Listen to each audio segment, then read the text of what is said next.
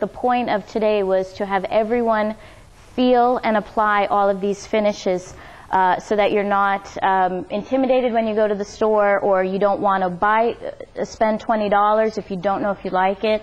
So this is a way for you to try different products. And before we begin, I do have two questions to ask, which is going to be how the day progresses. But prior to that, if you can observe the order of which I put out these products, because we're going to change the order.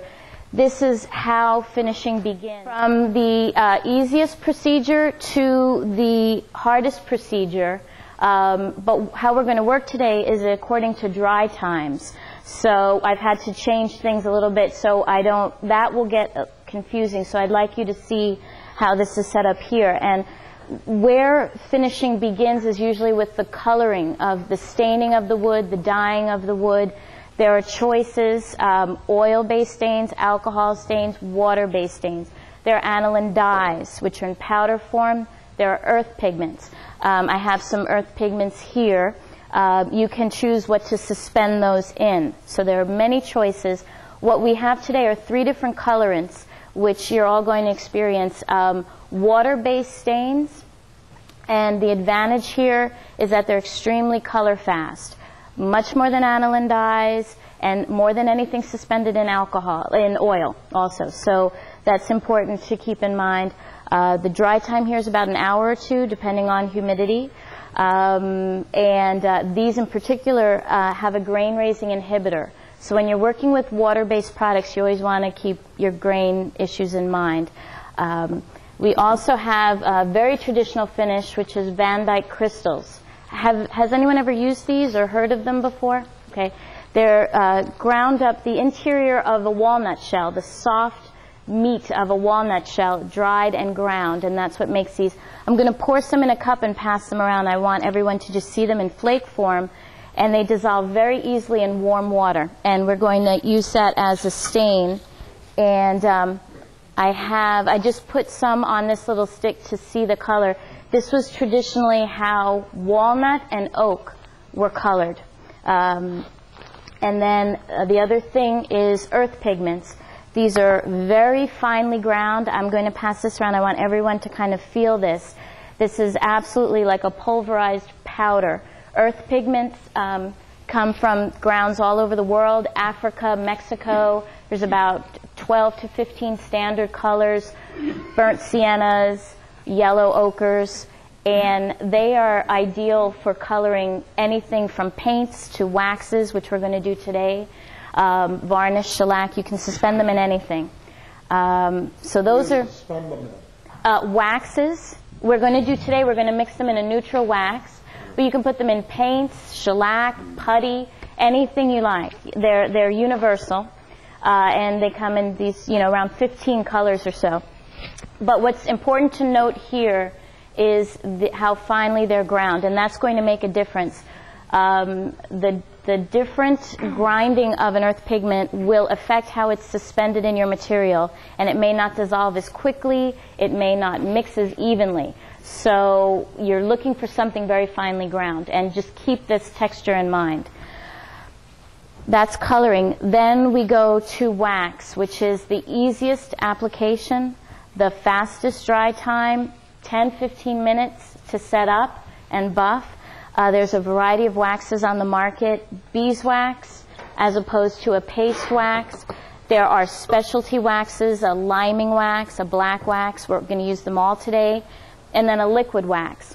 When we start speaking about waxes, I'd like to talk about the different compositions and when to use what.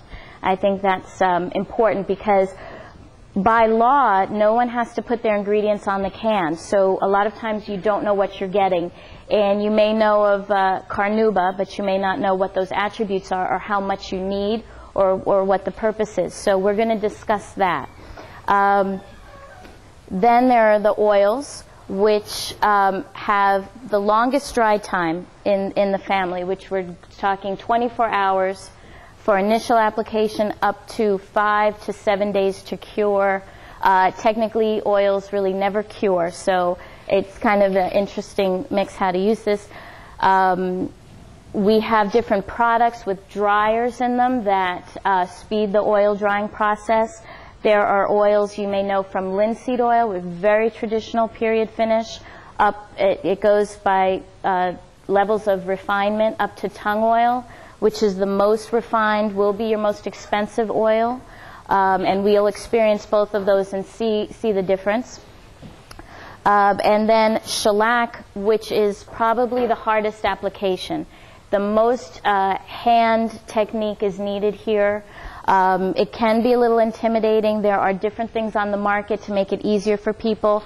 We have today an orange shellac in its raw form, in flake form, and we can pass this all around. And this bag will be for the club, so if anyone wants to take some home, please. We're going to mix some today. Now, it takes days to dissolve, so we'll just do the mixture, which is called the pound cut, and we can talk about that. This is some that I'd mixed, and I put little notes on the bottle of how much shellac to how much denatured alcohol. And that's, it dissolves in denatured alcohol.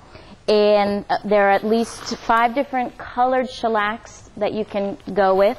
The least refined being seed lac, to the most refined being a white or a super bleached blonde. And we'll talk about that when it comes to shellac. We have a raw form, and then we have some pre-mixed shellac.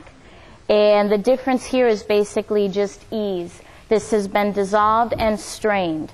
So something like this may just save you a lot of time because, again, dissolving can take 2 to 3 days. So you want to prepare your shellac. We have a new product out, which I think we're all going to enjoy, is called Easy French Polish. And this is for the person who is not an expert finisher, but would like a shellac finish. And this is something that we can brush on. And I've got enough for everyone and a couple of extra for whoever does the nicest work gets one to take home. And I'm the judge. So we'll see. Or whoever I like the most. Or the woman of the group. No. So we have a couple of products I'd like you all to even take with you. And then in this world of traditional hand finishing, our hardest, longest wearing product is a varnish. This particular company doesn't make polyurethane. That is the hardest finish. But this is as long-lasting and as hard as we'll do today, which is a varnish, which we're just going to brush on. So that is like the nature of things, of how they progress. But we're going to work today with dry times in mind. So I'm actually going to start with the oils. So before we do this, there's 2 ways to begin finishing. And what you need to do is first ask yourself, what is the piece I'm finishing? What is the final use of this piece? How often will it be handled? And will water come in contact with this? Is it a kitchen tabletop? Or is it a picture frame on a wall? Will heat become involved? Is this going to be near a fireplace? That right there will determine your finish. And as we speak about each product, we can talk about the attributes. Is it water resistant, which wax isn't necessarily, whereas oils and varnishes are. So right there will determine your finish. And number 2 is, what is the wood that has been used? Is it a beautifully figured wood that you want to accent? Does it have a beautiful grain? If that is the case, you want to choose products that are going to accentuate that and not obscure it. If it's a pine, something without a grain, or something that you need to coordinate with another piece in the room, that's when you go with the opaque stains. These are transparent, but you can cover it in an opaque manner. You can choose a black polish, which will obscure your grain. You can go with a black wax. So first, keep in mind what is the use of this piece and what is the wood. And that will determine. So now my question to you is, in general, what finishes have you all used?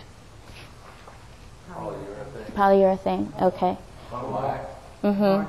Varnish. And is it all brush applied, or do you spray it on, or? Okay. And rub it, yep, hand rub. Now. Wax over polyurethane, okay.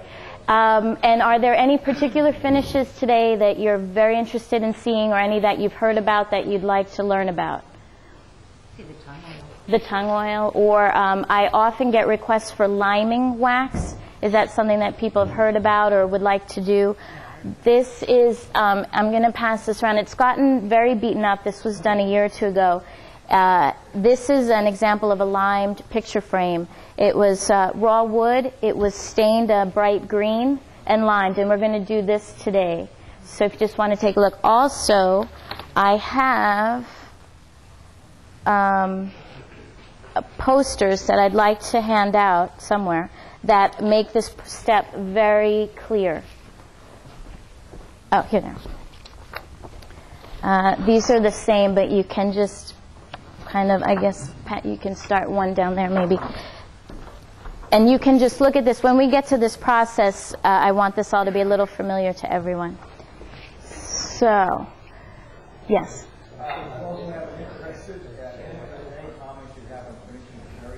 Cherry, okay. Okay. So, yeah, so are there favorite woods? I know cherry is always what comes up when I go to woodworking meetings or go to store visits and things. Actually, I'm interested in fiddle wax or figured wood. Okay. The curls, whatever.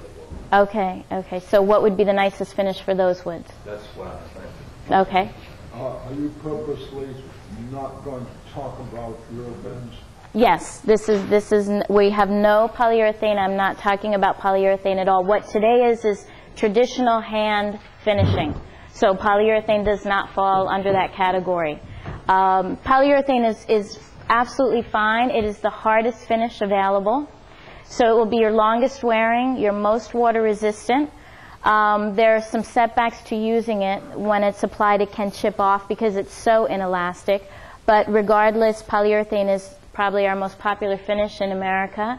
And there are certainly matte polyurethanes, satin polyurethanes. So it's not that traditional high gloss, which is our original thinking of polyurethane.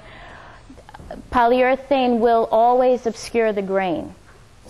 Obscure the grain. It will not accentuate the grain. So it's used, it's a very fast finish. It's used in large furniture production, cabinetry. It's a very easy finish for the homeowner to care for. But for the work that I've seen you all do at your show, you know, beautiful little pieces or turned objects or jewelry boxes, when it's a smaller piece that you can control, these finishes may interest you more. You may not need a heavy-duty polyurethane for a jewelry box, especially if you have these beautiful woods and veneers. So, will you be discussing finishes that accentuate the beauty of the wood? Yes. You know. Yeah, absolutely, which is like the oils in particular. So, and that's where we're going to start because we won't have time to do 2 applications just because of dry time, but I'd like you to at least apply it once, feel it, look at it, and by the end of the day we can really observe that. So what we need is, if you've brought any wood that you'd like to use, I would say take your favorite or best wood at this point for the oil, or if we have mahogany, walnut, do we have mahogany? You're going to need the steel wool, so everyone has a piece of steel. Everyone needs a little bit of this tongue oil. What is being passed around is tongue oil. The one thing to keep in mind when you go to a store, you may see something called tongue oil finish. Formsby makes a product. It will be much less expensive. Where you see the word finish, that's not pure tongue oil. It's fine to try. But just keep that in mind, that it's not pure, so that will make a difference on your finish. That is pure, yeah. You'll see Hope's and you'll see that in like a big hardware store. Hope's 100% pure tongue oil, fine. What will happen is that if we leave this container open, if a container of tongue oil is open in your shop, you will get a little gum residue along the top. There's 2 ways to prevent that. You can decant this into another bottle, and then that should prevent it. It's easy to just peel away. It's not a problem, especially that can has a very small opening. There's also a product you can add to it, which eliminates the oxygen. What's that product called? Bloxygen, yeah. So, and that will prevent that from happening. Tongue oil finish is a blend of products. When it says finish, it should say what's in there. It won't be as clear. It's much cheaper, which is why it's called tongue oil finish. I know in particular Formsby has the product I see a lot, and I'm just curious to try it. In the world of oils, tongue oil is the most refined. There's linseed oil, where you can get in raw and boiled. Then there's teak oil and tongue oil, and in between there's a Danish oil and orange oil and hazelnut oil, and just in the hierarchy of oils, the particular tongue oil is the most refined. So I think it will say that it's flammable. I think so. Yeah. Yeah, so what you'd want to do for disposal is you want to rinse out your rags, let them dry naturally, but do not bunch them up and put them in a garbage can. So rinse it, let it dry, spread it out, let it dry, and then you can dispose of it.